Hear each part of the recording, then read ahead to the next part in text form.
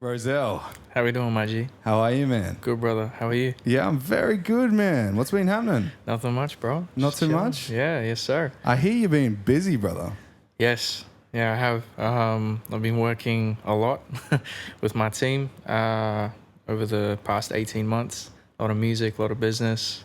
So, Nice, yeah. nice. Go into that a little bit, man. So, like, because I haven't seen too much of you online. So you've been, like, hiding away, just working? Yeah, pretty much. There was a period of time where we let the social media just get a little bit quiet for a little bit.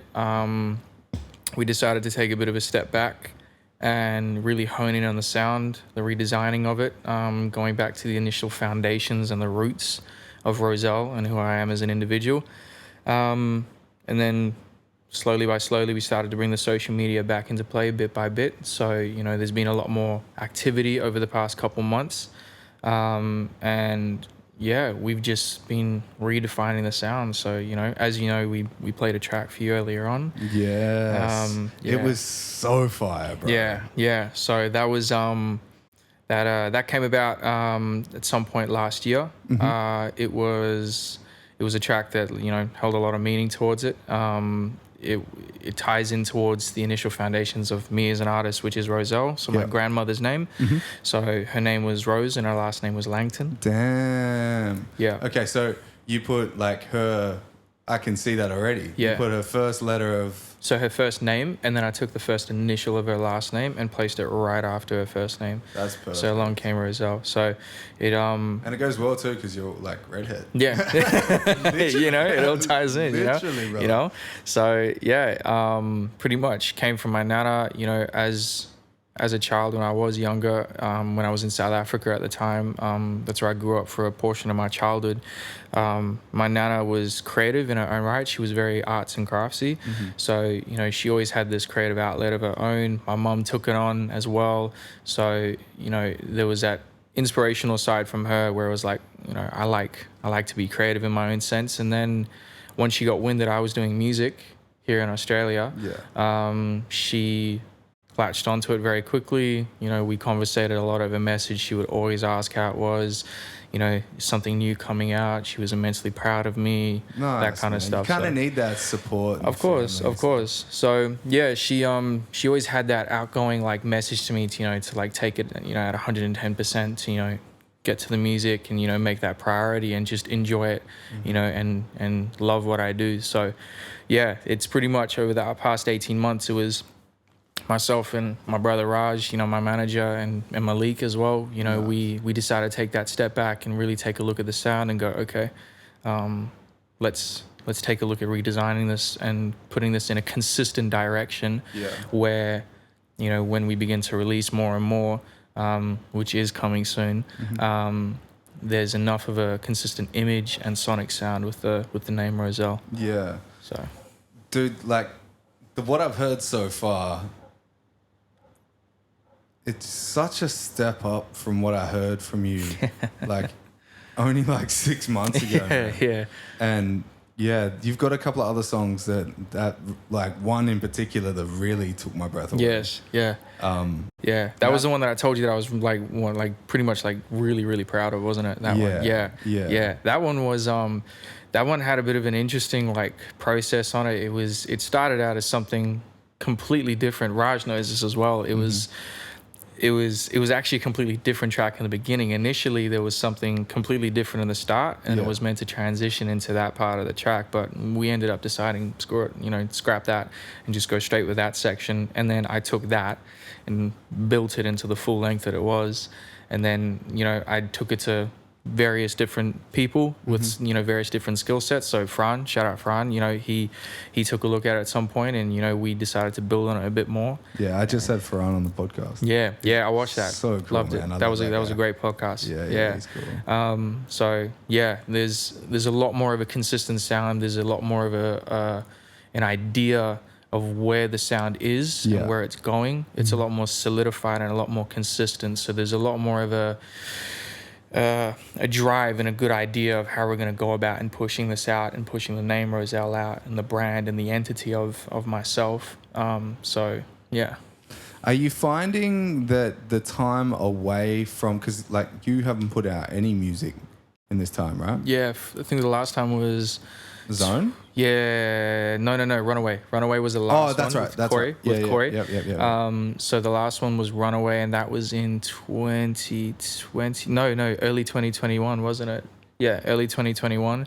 And then after that, that was when I had a sit down with Raj, and we both discussed and I said to him, hey, look, I think we need to be more consistent on the sound. He agreed, and then we decided to make the consecutive decision to go, all right, we're going to take a step back and we're really going to take a look at this. And it was pretty much all throughout last year. Yeah.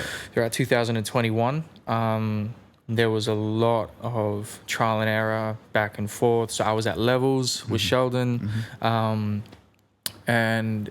you know, it was just playing around, you know, figuring out different aspects of beats, specific sounds, little nuances, the little unique things that are unique to myself as an artist and my sound. So, you know, when you listen to that, you go, oh, okay, this is a Rosel track because of so-and-so. Yeah, you know? okay, yeah. You've done that quite a bit, because I haven't heard too many people that sound like you. Yeah. That's kind of like your little gift. That I think that's just because we pushed in the direction of trying to be as authentic as we can. Yeah. You know, that's always been a big part of me as an individual. So like coming back to the foundations, you know, of myself as Rosel and onto my Nana's name is she was always a genuine and authentic person. She said it for what it was. She loved what she did, you know, and she was just an amazing lady. When did she pass? She passed away in 2000 and I believe it was 2020. 2020. Oh, okay, so you chose the name before she passed? Before, way before. This was when I was in high school at the time. Okay. Yeah, so there was a bunch of different... So you guys have always been close?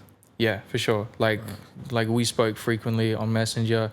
You know, I helped to get better at it. You know, she was like... you know, she was at first very slow at it, but she got a lot better at it, and our conversations became more fluent and frequent. Nice. So, yeah, but it just came down to the nature of it all, you know, just being authentic and just actually coming from me as an individual, saying what I'd like to say on my tracks and clearly displaying that within the instrumental part of it as well. Right. So you said she was very your grandmother, she was very entwined with your music and stuff. For sure. Did she have much of an impact on you when she passed? I know obviously like that family member, like your name, your artist name is after her. Yeah. So I'm guessing there's like obviously. Yeah, for sure. It was for the family at the time. It was a bit of a sensitive spot. You know, the passing at the time was in a very busy point in my life as well. Right. So it was you know, it came about. We dealt with it. You know, it took everybody their certain periods of time, you know, from my mother to my father to myself and all that. But it had its effect.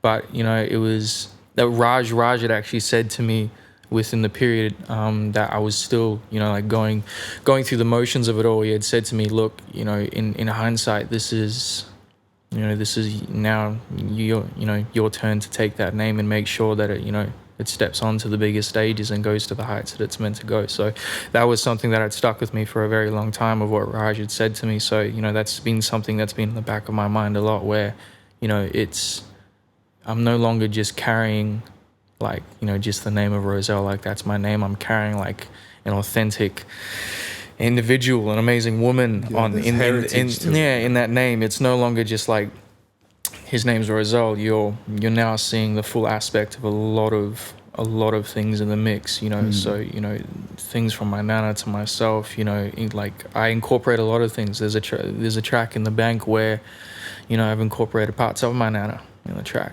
you know. So it's of her talking. Yeah. Oh, really? Yeah. Yeah, because you've done that in a couple of other tracks with like spoken word. Yeah, and that comes down to the kind of just the genuine and authentic side of things. I appreciate that kind of stuff where, you know, those kinds of tracks they're meaningful, and it's something where you can sit down to, you know, where it kind of demands you to actually sit down and properly take a listen. You know, equally you can still bop to it and go, this is a damn good track. But I find some of the best artwork that comes from artists and singers or whatever the art is the type of art that makes you reflect on yourself. Yeah. And I find that your songs do that. Like just before that song, not Letters, the third one that you showed me. I was sitting there thinking about like my life. Yeah. And so far, we've had 3 bangers that I've heard today from you. And it's each one has like given me a different vibe. Yeah. When you go into the booth, are you trying to capture a vibe, or are you just going in there like... Because I've talked to Corey about this, and Corey's your cousin. Yes. And he has a specific like writing pattern where he actually writes a melody and then like hums along to it, and then he'll write lyrics to that hum, and then he'll create a song out of that. It's a bit of a mix in and out with myself. So usually it's dependent on the track. So sometimes there are tracks where I might not step in the booth. The beat will be made, or the initial foundations of the beat will be there. So from its chord progressions to the simple percussion patterns. And usually, in some cases, I might not step in the booth and I might just write straight away. Yeah. Because I have lyrics coming through first and foremost right there. Whatever the vibe is, it comes down to just what I'm feeling in the moment of it. Sometimes it could be, the chord progressions could be inside in its own nature, but I could turn around and make the lyrics in make the lyrics in some completely different manner. So maybe the progression in itself is sad, but the lyrics and the composition of my vocals are sitting in a different area, and it then transforms the track. In some other cases, I usually step into the booth and I'll begin just freestyle, and I'll take multiple takes and I'll just loop it. And what I'll do is I'll let it run frequently and consistently. Mm-hmm.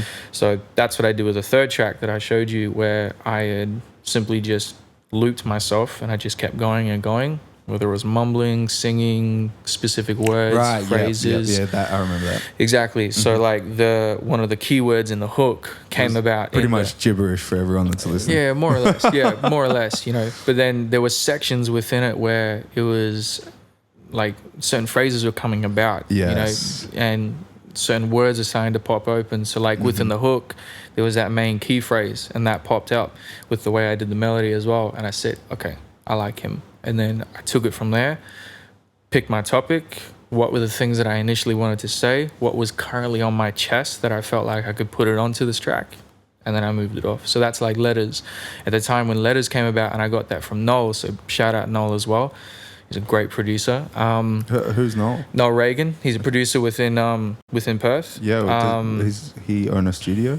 Yeah. So he runs his own studio. What studio is that? Does it have a name? No name. Oh, so it's its own personal studio. Private. Yeah. Okay. Private. So he got shout his own out Noel. clients. Yeah, shout out Noel. Really good producer.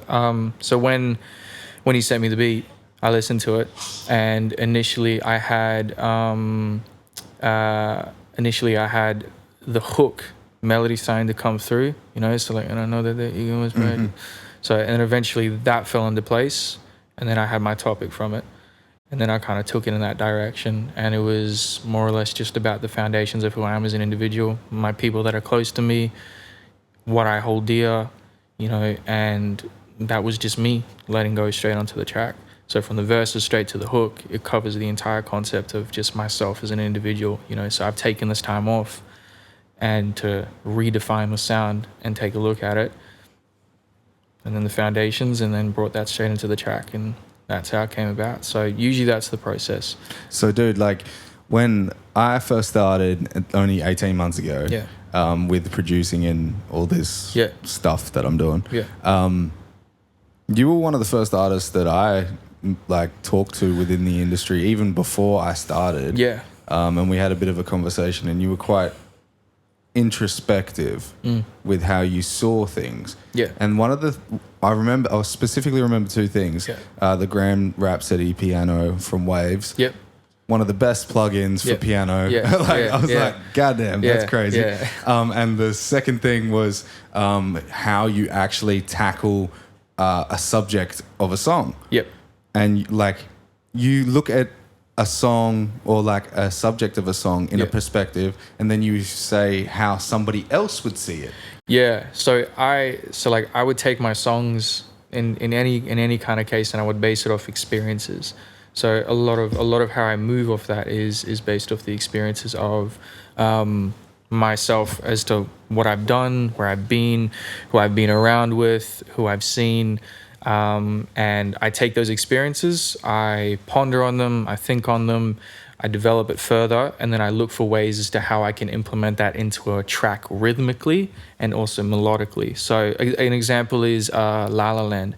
So, dude, such a good track. Yeah, it was a great track. Like, So I remember good. making that with Fran at the time. And to be fair, at the time, La La Land in its origin, it wasn't actually meant to be La La Land. The initial idea that I had was for it to be like sad and really melancholy. I was gonna take that approach, because at the time, like, I was a young teenager. I was going through like a little time of my life, you know, like a broken heart, this and that, you know, like We've all been there. you know, like that kind of thing. And then eventually, when I was making the beat with Farhan, the melody started coming about. It's like dun, dun, dun, and I was like, oh, okay.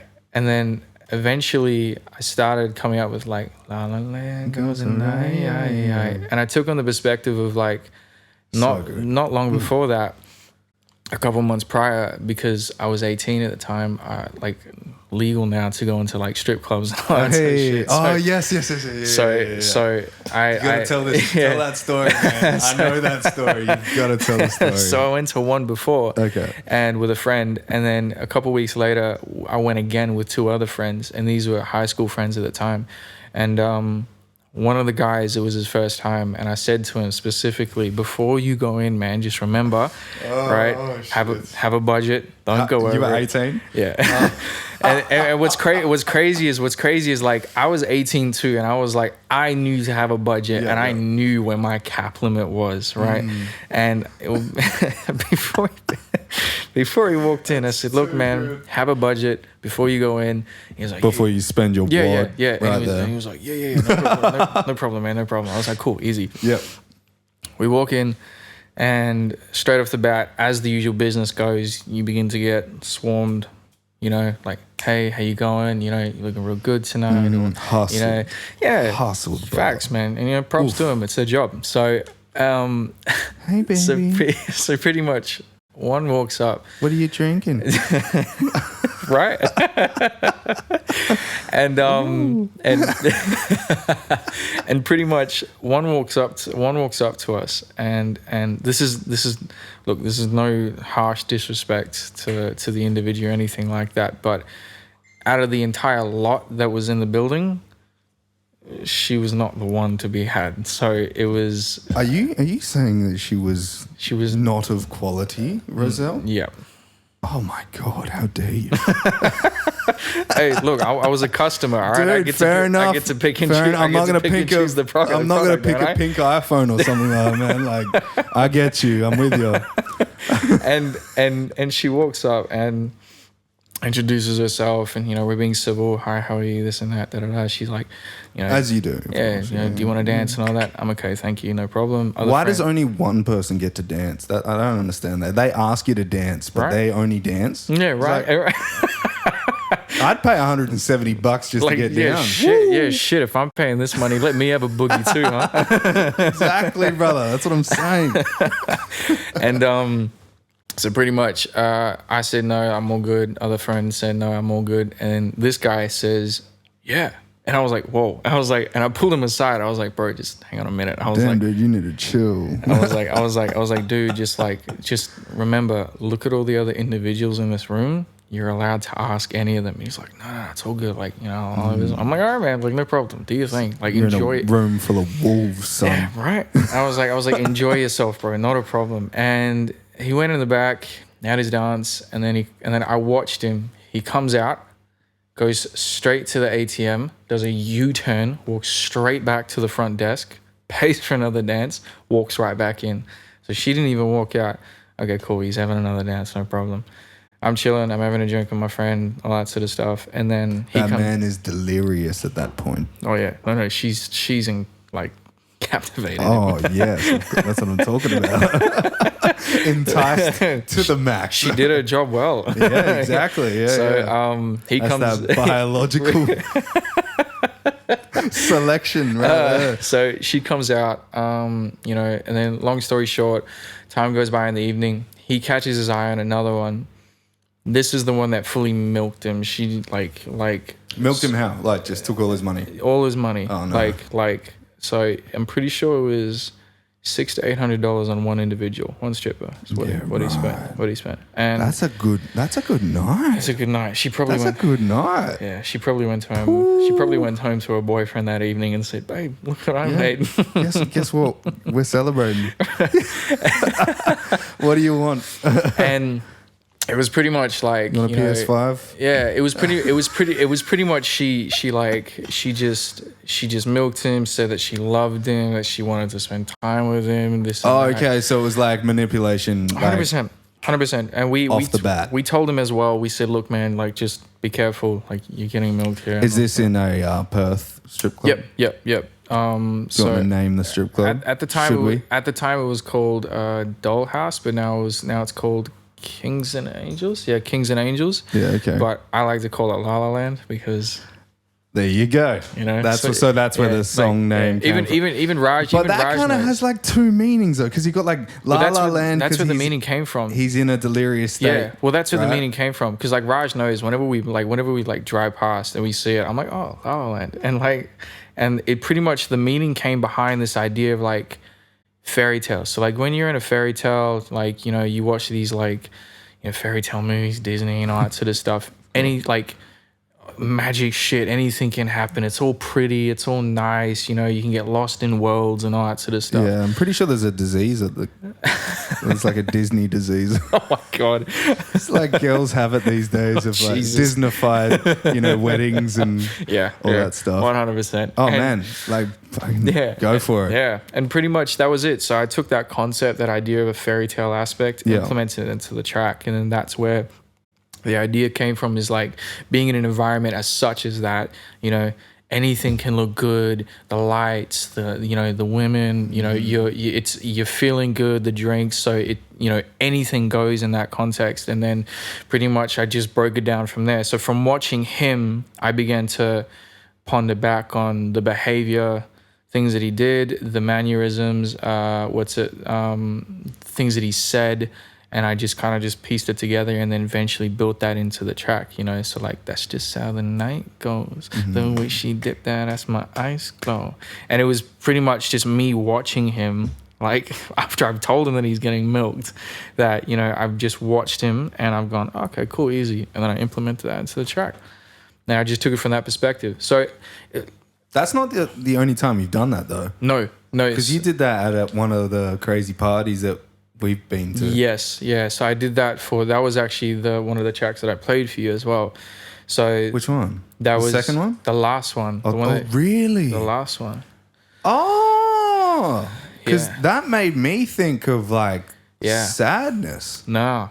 But it was like, I did at one point say I could fuck to that track. Yeah. So I guess that clarifies.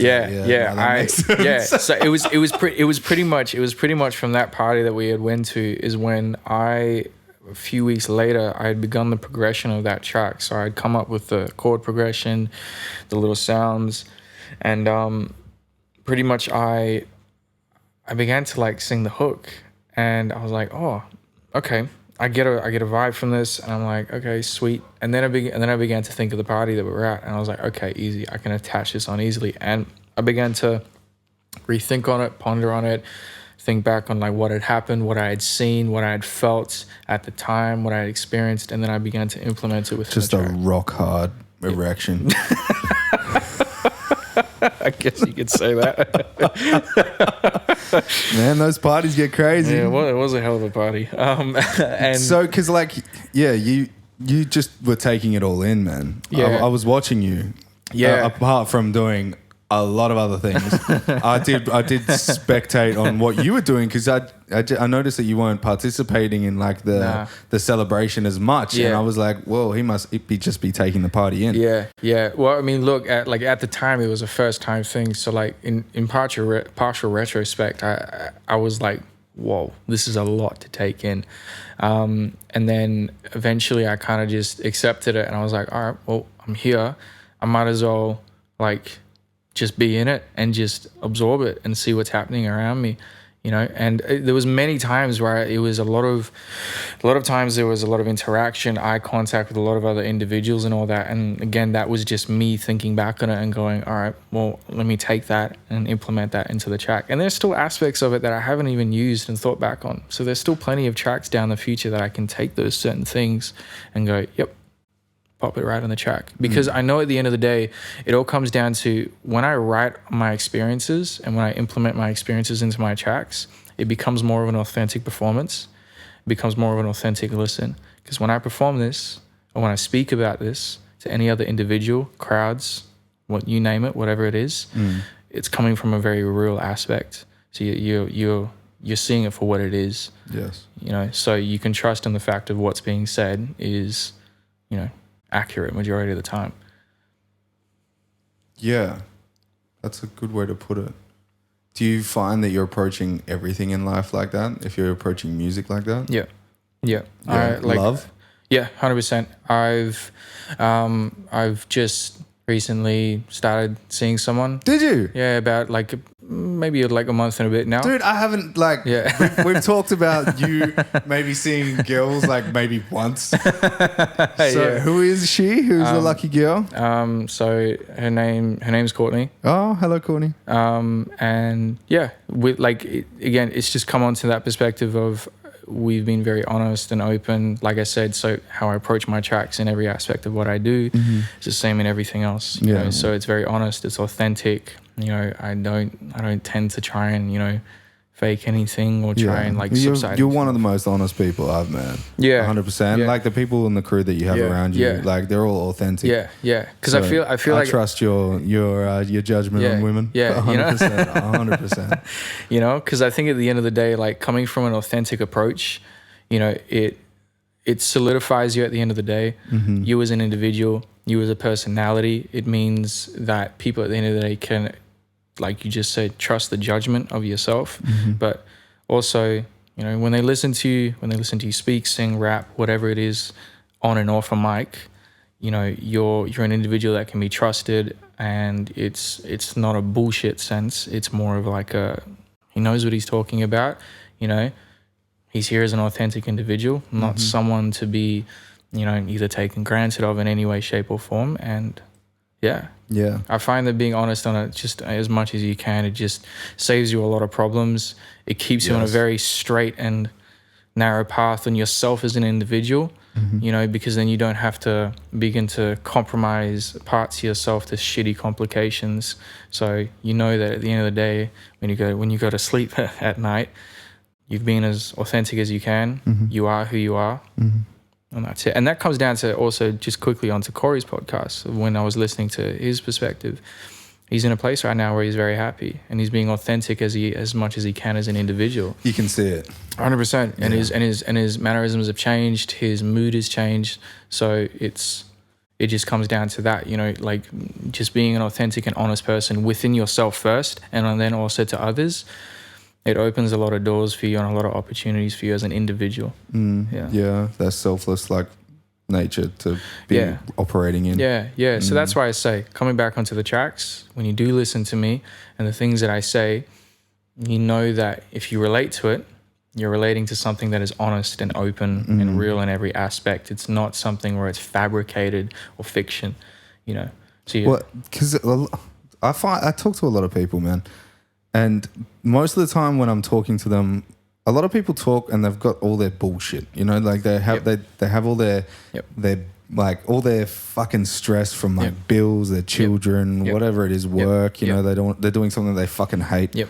Not a lot of people have that escape to be creative, be happy, because you can't, I've said this before, you can't be happy or you can't be creative if you're not happy.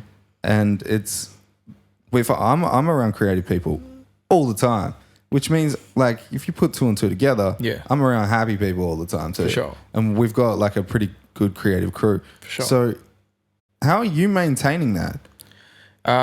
Because if you're putting a lot of time into a relationship, you've got your job and all that kind of stuff. And your music, how are you maintaining this? Because I know that's a lot of stress, and you still maintain your authenticity. Yeah. So how are you like doing like a meditation program or something? What's going on? Just overall my health. So there was a period of time before around 2018 where I wasn't taking care of my health. Now, that's not You're saying exercise and diet. Yeah. So like it was in a case of where I was doing long and stupid, unruly hours where there was no cadence to also looking after my health. So it was always a consistent negative. So I was working around the clock, at 2 jobs at the time, plus music, plus the business, plus trying to either look after a relationship. Real ones. Yeah. Ooh. Yeah. And we're going to get into that. Yeah. And just being with my family and all that sort of stuff, it got to a point where I wasn't prioritizing time within my health, because I began to realize later down the line that if I'm not here to do what I need to do, then how is anything going to get done? No shit. Because I need to be here. Like I can't record the tracks if I'm sick in bed. You can't hide away from it. Exactly. So with all of this that I do, I do my best to look after my health. So I exercise. I make sure I eat the appropriate foods. There are times where I prioritize my sleep. So sleep is a very important thing to me. I've realized just through getting to know my body more and more is when I am sleep deprived or I'm not up to par with sleep on an evening, my performance level isn't up to full par. That's one thing I'm struggling with. Yeah. I can get the job done. What's your regimen? Do you have a regimen or I hear a schedule's like the best thing for sleep. Look, honestly, it varies. Like I have a period of time where it's either bed from 9 to 10, sometimes to 11. And usually around the mark is when it depends. If I'm going to bed later, I'll get up a little bit later. Right. But it comes down to just a whole sacrifice thing on schedule. So if you're going to stay up longer to do a bit of work, it means you have to sacrifice doing some work before you leave to go out towards the day. Right. So usually sleep has become a priority of mine. Do you have a morning routine? Yeah. So usually straight up when I get out of bed, I wash my face, I go straight to the coffee machine, cup of coffee. Yeah. And then I make my way out to the backyard, and I just do stretches. Do you do any fasting or anything? No.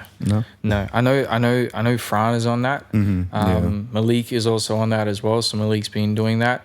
They've told me about it, but I don't think I'm at a stage where I'm going to do that just yet. I'm going to have Malik on the podcast, by the way. Yeah. You guys are going to have mad chats. Oh, I know. Can't wait. It's going to be good. So usually stretches, and then what I do is I just get straight into it. As soon as I finish the stretches, I'll go and get ready for the day, shower up and all that, and then I'm straight into the recording room. And then it's either I'm working on business, so depending on what's demanding priority at the time. So if the business has got a couple of things coming up, that'll have my attention. If nothing is fully pressing at the time, then I'll be straight into the booth or straight onto the laptop producing or working on vocal production and recording. So yeah, but overall, like with that, health first and foremost, the authenticity of it all, and just what's the diet like? The diet's good.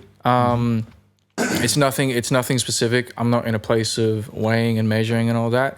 I'm just listening to the what my body is telling me. So I already know just that. Maintaining. I already know if I eat junk food the night before and the next morning it's very difficult to get up because of that. I already know that's a thing. So it's it's also hard to shit. Exactly. Oof. So I pick my times when I do it. So it's not very frequently. Junk food ruins me, man. Yeah, junk food's not fun. I can't handle chili too. I actually had this thing. I did a microbiome test back in 2019. Yeah. And I found out that I had something called the mild mottle virus, which is a bacterial infection inside of your intestines. Damn. Which does it comes from capsicums or a certain mold from capsicums, and every time you eat capsicums, you get an inflammation response and you get sore joints and stuff. Damn. So every time I was having any kind of chili or capsicum or anything like that, I was getting really sore. So I stopped eating it for a while and I started feeling good. So your body does tell you whether or not something is good for you. 100% you're right on that. It's pretty much you're just listening to the body. Well, the diet's good. I eat what I think I need to eat at the time, and if my body responds badly to it within the 24 hours or so, then I know that I just got to chill out on it. But I'm not in a bad place or anything. I eat. I make sure I get my fuel for the day. You know, I make sure I get my. Oh, dude, sleep. you're the person that told me about Burvos. Burvos. Yeah. Oh my god, that sausage has literally changed my life. Literally, man. You and Malik both, man. Malik fiends for it, like, dude. And he is such a crazy cook. Yeah. Whoa. Yeah, Malik cooks mad stuff, man. Like my such an eclectic human. Yeah, yeah. Such like, an eclectic. Like human. a couple of weeks from now, like I've got to be going down south with my family to a wedding, and Malik's gonna be just looking after my folks' house just for 2 days. Yeah. And my mother said to him, like, what's your rate to, like, what do you want me to pay you for looking after the house? He's like, no money. And then my mum spoke to me about it, and I said, look, just leave him a coil of Borovos or something, he'll be happy. Yeah. And then I told him, I was like, look, we're gonna leave this for you. And he was like, shit, that's super stoked. It's the little things, man. It's the little things. He was super happy about it. So yeah, like you and him both, like you love that sausage, man. The Borovos. Dude, that's so good. And that's like South African, isn't it? Yeah. Yeah, okay. Yeah. So your family's South African? My mother's side. So my father's side is Australian. Yeah, okay. And my mother's side is Australian. Is he born in here? Yes. Okay. No. My father, coincidentally enough, my father was born in South Africa, but he's Australian. Yeah, his father's Australian. His mother's English. But like he's Australian through and through. Like he's got the hat, everything. The dog is a cattle cross. So if you get like stuck in the outback or something, you're good. You're like pretty much. Yeah, you all your families are moved pretty around much everywhere. They always find their way home. I grew up before 18. I grew up camping. So the moment as a kid, I grew up camping. So have you always been outdoors? Yeah. Without question. Like Kruger National Park in South Africa. So I camped when I was younger. Did you grow up over there? Yeah, for 8 years. Oh, damn. Yeah. So I grew up. Where in South Africa? Johannesburg. Oh, damn. Yeah. I like it. Yeah. So I was for 8 years, I was in South Africa. We camped everywhere, Kruger National Park, you name it. And then when we came to Australia, still camped. Went everywhere. We'd be down south, up north. We've been to Karajini, everywhere. How nice is Karajini, man? Yeah, beautiful. Lovely. So yeah, it's I've been camping. I actually lived up there when a guy fell off the waterfall. Oh, real? Yeah, it was in the middle of the night. Apparently they were drinking, and damn, he went to have a piss or something like that, and went too close to the waterfall, tripped and fell off and died. Smacked his head. God damn. Yeah. Jeez. That was pretty brutal because like I worked at the time in the Dampier Burrup Peninsula in oil and gas. Yeah. And it was like, apparently like it was a girl that I worked with's partner. Yeah. And he was with his friends and he'd gone away for the weekend and we were working on the Saturday when we found out it was on the Friday night that he fell off. It's like, oh, damn, man. Shit. It's ridiculous. Yeah. Rest in peace to that dude. Yeah, rip. Dude, yeah, like it's up. Man. Apparently, it was like 60 meters or something. Like, all right. Wow, I don't know why you'd camp up there. That doesn't seem like a good idea. In the first place. Up on the gorges, nah. Yeah, no. We were in a campsite, so we were good where we were at. But okay. Yeah, like, yeah. Did you do much? You just said before that you would do camping in South Africa. Yeah, so Kruger National Park. So this is like a bit dangerous, eh? I've had 3 close calls as a kid. With what? Baboons.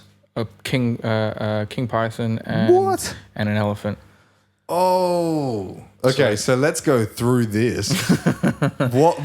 Actually, before we get into that, I gotta go to the toilet. I'm dying for a piss. No worries. We'll see you back in 1 second. Easy.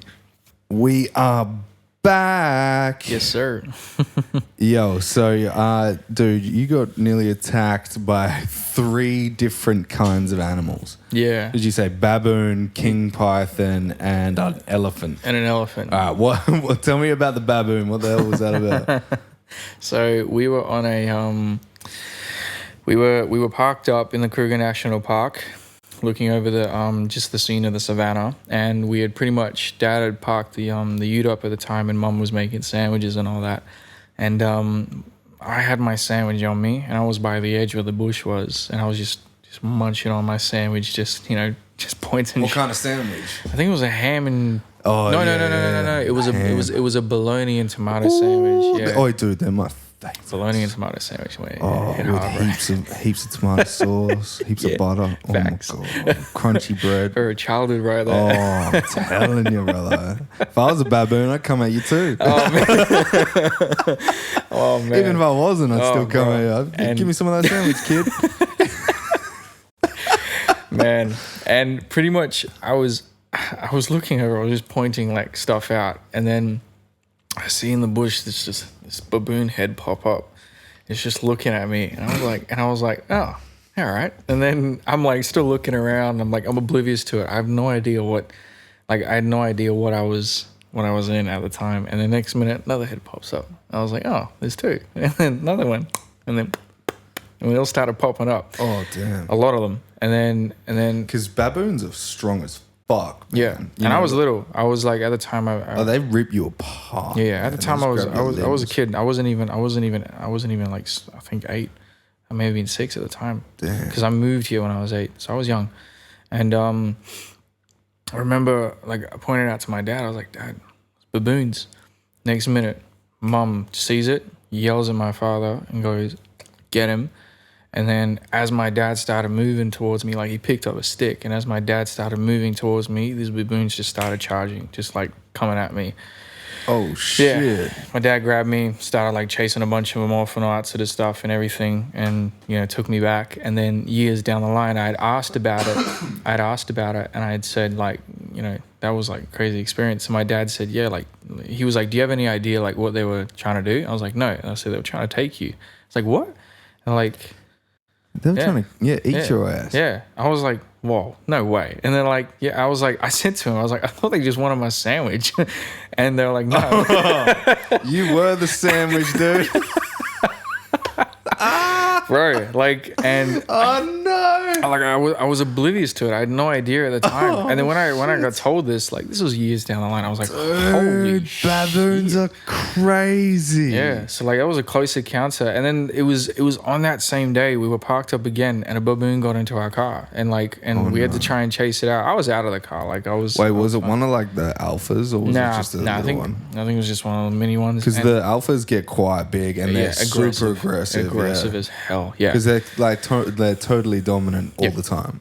Yeah. Yeah. So like on the same day, baboon gets in the car and all that. It was just a hell of a day just with baboons. And then my second encounter was when it was the king python, and my no, not a king python, sorry, king cobra. It was a cobra.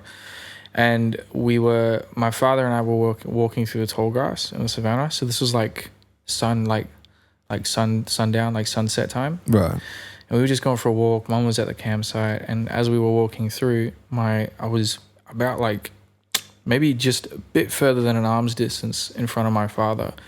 And I was like whacking this stick around and all that sort of crap. And pretty much what happened was, next thing you know, I feel my father's entire hand grip the back of my shirt, yank me right back, and as I'm getting yanked back, this king cobra's come out and has only missed me by so much. Fuck that! Fuck that! And I know Raj don't like snakes either. Dude, fuck that! Fingers up. Yeah, and so my dad pulled me back. How big was this fucking thing? Apparently it was big, yeah. Like in my eyes at the time as a kid, it was a big thing. So of course. So yeah, and also at the time I wasn't aware of what snake it was. I was too young. I was like, oh, snakes just tried to bite me. And a few years down the line, king cobra, and I was like, Jesus, bro. So there was that. And then the third encounter was with the elephant. Was when this one makes me laugh. Where we were in the car. And we were along the road, and the elephants are crossing across the road, and the alphas walked past, and he stopped, and he's seen us. And pretty much what he's done is he's coming across the road like this. He's rotated his body entirely like this and faced us directly head on. Ready to charge. Yeah. And at the time, he starts moving forward. And me as a kid, this is a big goddamn animal. Like, I'm like, it's like it's a monster. Fuck that. So I start crying in the back of the car. I'm like, Dad, like what are we gonna do? And like he starts charging, Dad starts reversing up, he stops, starts walking away, my dad starts moving forward again, he stops, turns right back around, goes to charge again. I'm crying the entire time. My dad eventually turns around, snaps, and goes, "Calvin, we're fine. Be quiet. Stop crying." You know, my mom's like, "Yep, be quiet. We're good."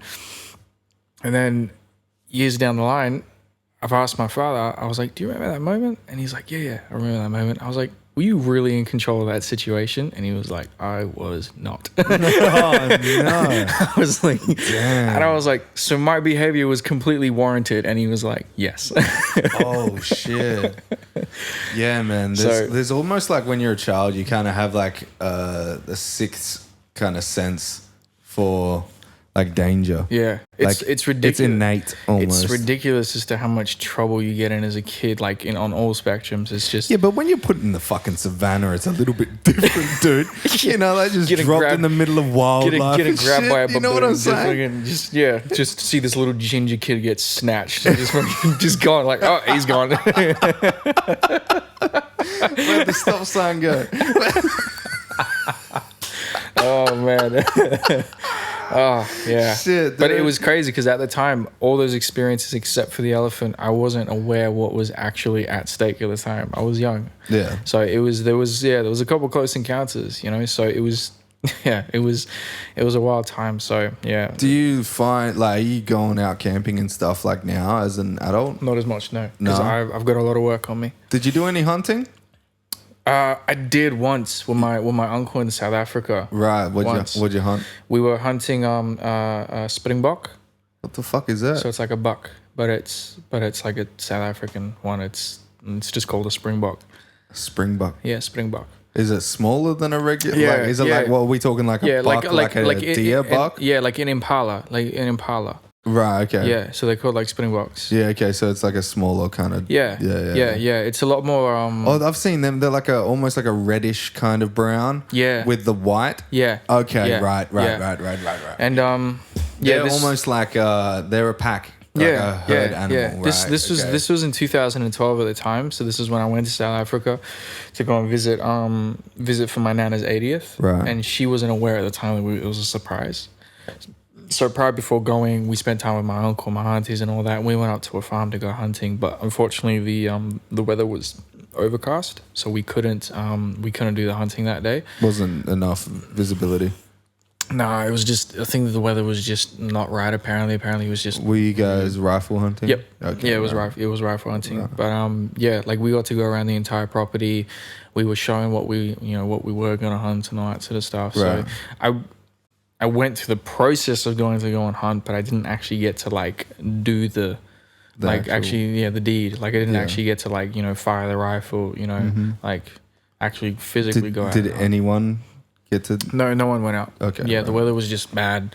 So yeah. Were you exposed to much hunting growing up in South Africa? Like, were your family much of hunters or anything like that? Not a lot. My dad owned a. It seems to be a lot like that in Africa, right? Like a lot of people go there to hunt. It's a thing for sure. My dad owned a rifle when we were in South Africa, but that was for the pure purpose of the Indian minor birds.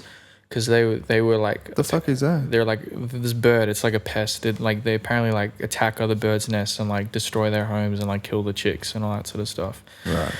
So I'm gonna look this up right now. Yeah. So pretty much Indian miners were just like these pests, and my dad just had a rifle just to Spelt like minor. Yeah, minor. Yeah, minor bird. There you go. Yep. So pretty much he just had it for that reason. Just to get rid of them because we had bird nests and bird houses in the. Yeah, right. Yeah, we would have bird nests and bird houses in our yard at the time because we had a big property in South Africa. Yeah, and these birds would just come in and just start raiding all the nests. So my dad just had it just to get rid of it. But I wasn't exposed to a lot of hunting. No. I was too young. I was 8 years. Like I only stayed there for 8 years. How would they kill these? Would it be with like a pellet rifle? Yeah, there was a time where I watched my dad do it. Yeah, like he had me lie down. Were they like a pest? Yeah. Small little things. Native? I'm not sure. And like, okay. Yeah. So why would they kill them? What would they destroy? So they would invade other birds' nests and homes. Is that all though? They would kill the hatchlings. Oh right, so it's like decimating other species. Pretty much. Oh, okay. Pretty much. It was just like it was disturbing the, just the other birds and all that sort of stuff. So. Yeah. you'd kill him with a rifle, whatever, anything that you could potentially. But there was a time when my dad had me lie down next to him, shot one, and that was that. Yeah, a lot of people actually don't understand a lot about that. Like when you go to cull a certain amount of like a species, it's normally for a reason. Like they're either decimating another species habitat or they can't breed. Like I know in is it Chicago? They're being overrun with pythons. Yeah. Like absolutely overrun. Yeah. Apparently there's like not a rabbit situation in Chicago anymore. Yeah. Apparently it's iguanas because they've been brought into Chicago from South America, from like Mexico. Yeah. And then you've got the pythons as well, but I don't know where they're from. I couldn't tell you. Yeah. Who knows? It was just the best thing. Have you was there a lot of like crazy animal stuff that you had to like witness as a child other than the attacks? Well, the near attacks. Sorry. I mean, not really. Like there was a time in one of the in the Kruger National Park. I went to go to the public toilet, and there was a giant elephant right by it, and I had to get the person for the campsite to get it away. But not a lot, to be honest. It was. I rode. They've had to be drugged out. In Bali, I rode elephants. Yeah, I did as well. With the cage on the back.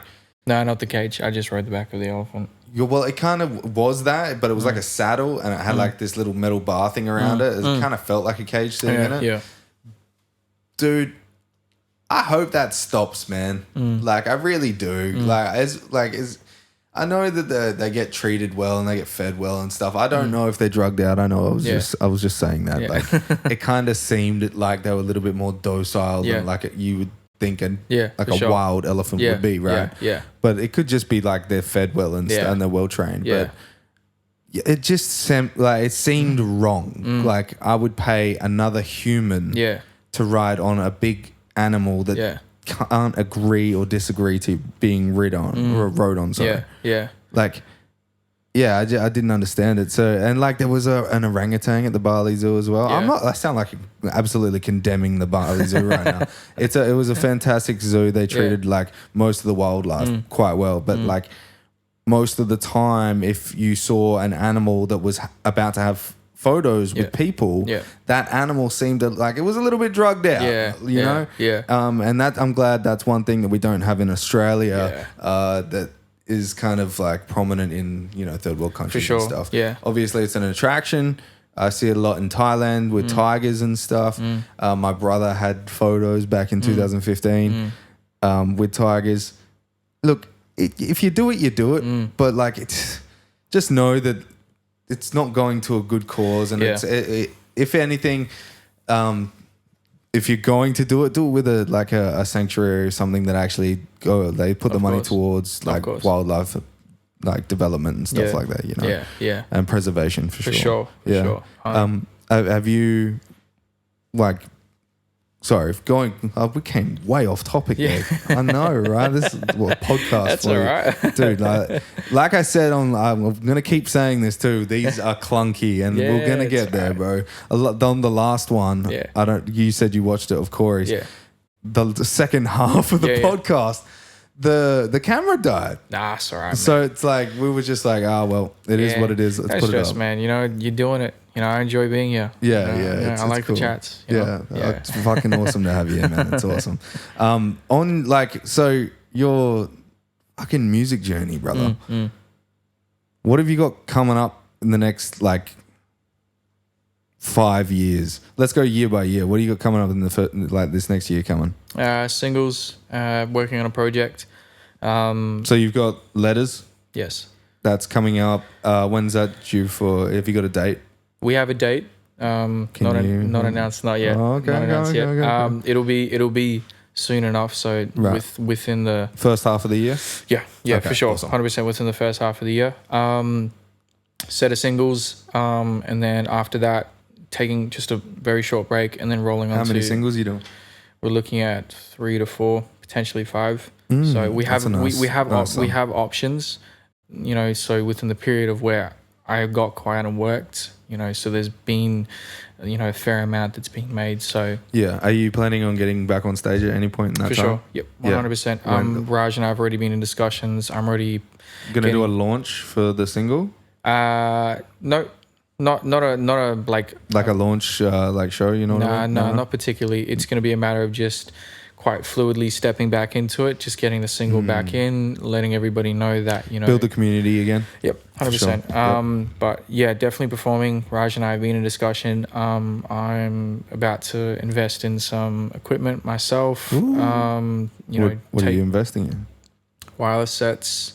For live performance? Yeah, forms and mixes, anything. Damn, dude, we might need to talk a little bit after the pod, bro. Yeah. So I'm investing properly. So when I say I want to do a performance, it's like in everything that I do. If I want to make a track, if I'm going to perform, like I want to do it properly, make sure that I execute it properly, and actually take the time to like put it into a like a good level, like a professional level. So we've already been in discussion, hiring out rooms, practicing, making sure that we start getting comfortable with the mic on a live performance level.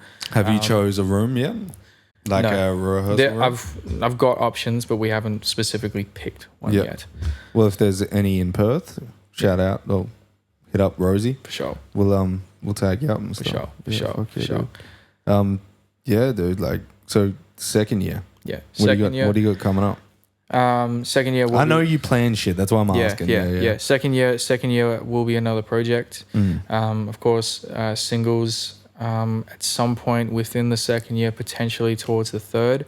I still have my eyes locked in on the UK at some point. To go there to live? No, not to live on a permanent basis. Just on a tour? Yeah, just to be there for a period of time. So not on a tour thing of to go out and like do only shows, to network, to build, to work with other individuals, potentially do shows. Because other people on the label, they've got contacts over there too, don't they? Yeah. So that's cool. Yeah, that works hard. Yeah. So we've we've discussed it.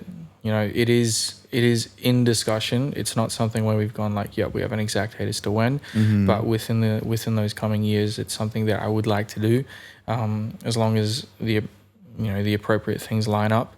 But yeah, second year, more singles, more projects, continuing to build the sound, to continue to learn and develop and evolve, and to allow the music to continue to build in more of a professional level. Awesome. So let's go 3 years ahead from there. So where are you? Where are you in 5 years, man?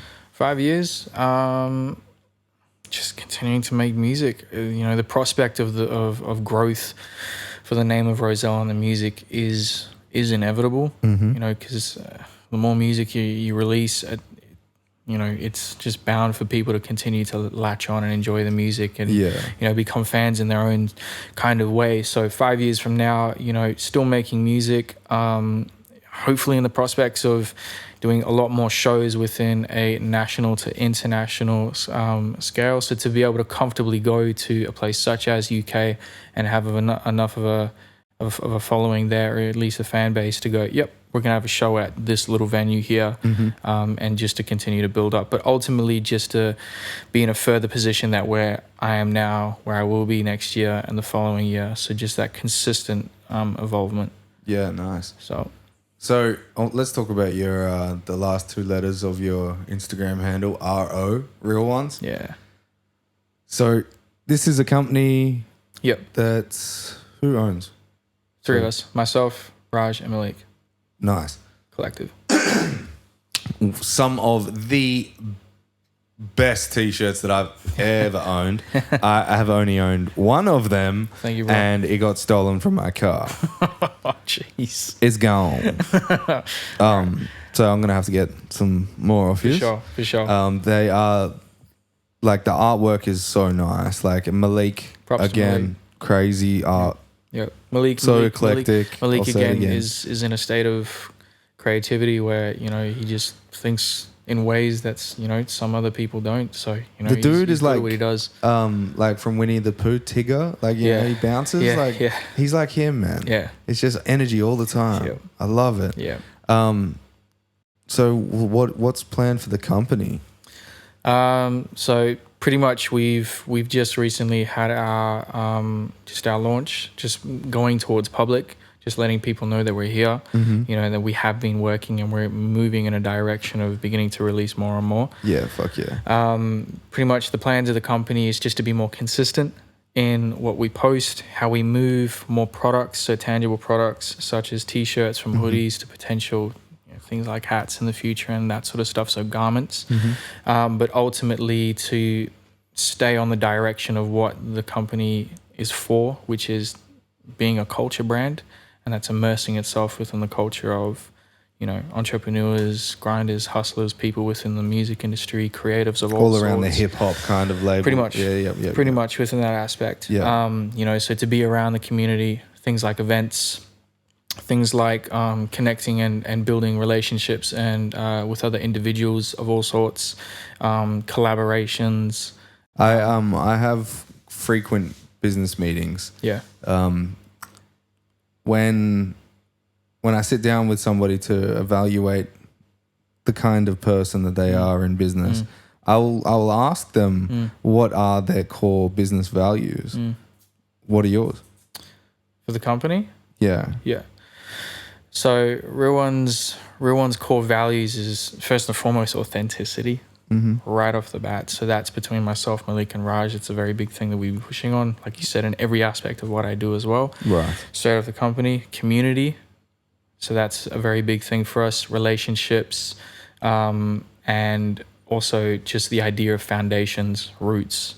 So where you're from, you know, who you've grown up with, who are your people, that kind of thing. Within your own culture. Yeah, within your own culture, in every aspect. Okay. You know, so it's a matter of, you know, someone could tie themselves onto this brand and go, I respect and love the idea that they're really honed in the idea of community and building a sense of like togetherness with a group of people, whether it's people who are within hip hop, entrepreneurs, grinders, hustlers, you name it. Yeah, community is a massive core value to have. Yep. I agree. Yeah, because solid. There's just something about it when you can bring individuals together, like-minded individuals, inspirational individuals who can share ideas, build things together, you know, and in the hindsight of the overall goal is to continue just to elevate the culture as much as it can. You know, so pushing out names, pushing out, you know, art, pushing out businesses, pushing out certain ideas, values, you know, ethics and morals on all scales. So pretty much it's this hub where people can come together. So where did you guys meet? Myself and Raj. Yourself, Raj, Malik. Okay, so Malik, I met on a basketball court in my hometown. Yeah, right. Yeah, so... In South Africa? No, in Ellenbrook. Okay, right, yeah. So we met on a basketball court. I was just playing basketball. He was there at the time. Someone on the court had mentioned to him that I was an artist and, you know, I was just, you know, building things at the time and just trying to find some kind of direction in all of this. And he kind of approached me, you know, and then I told him what I was about, things that I wanted to do, ideas that I had. And then pretty much that was it. And then I just started having him, you know, just be around more and more, listening to more and more tracks. And then we started developing more and more ideas for, you know, like just on the brand aspects. You know, at the time it was a very little thing. So at that time it wasn't actually Real Ones. It was just an idea. Yeah, it was just an idea. It was very minor, you know, and it wasn't even anything at the time. So because I've seen the power of Real Ones. Yeah. I've seen it in a club setting. Yeah. Where you guys were hosting. Was it Real Ones that was hosting that? No, so it was actually it was called Wildin', and that was something that Raj and Jason Brown were both co-running. Right. Shout out to Jason. I love that man very much. Shout out to Jason. So it's something that Raj and Jason were both co-running, and there was on a couple occasions where it was thrown, I believe, once a month. And on quite a few of those occasions, people would come into the building and they'd be wearing the shirts. And on quite a few of these occasions, we would I came to a couple of those, man, and I'm telling you, there was like a fucking sea of them. Yeah, it was ridiculous. And what was crazy was like, it was like, where's Wally map? Right. What was crazy was like Raj and I like looked at each other and we were like, there was no pre-communication on this whatsoever. Not one individual was asked to wear any of these. This was all by choice.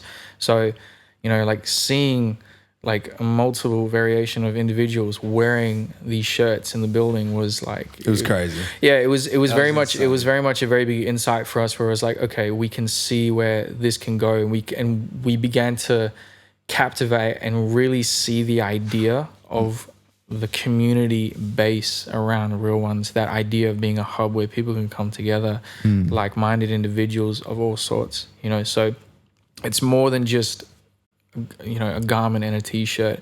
If you're wearing the product and all that, you know, it's the physical representation and embodiment of the brand. But at the end of the day, the brand in itself, the company, is an idea. You know, it's something that, you know, that people can get behind, be a part of, enjoy, and feel like that they, you know, that they can do something with. Yeah, for sure.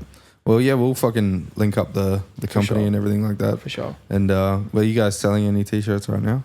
Yeah.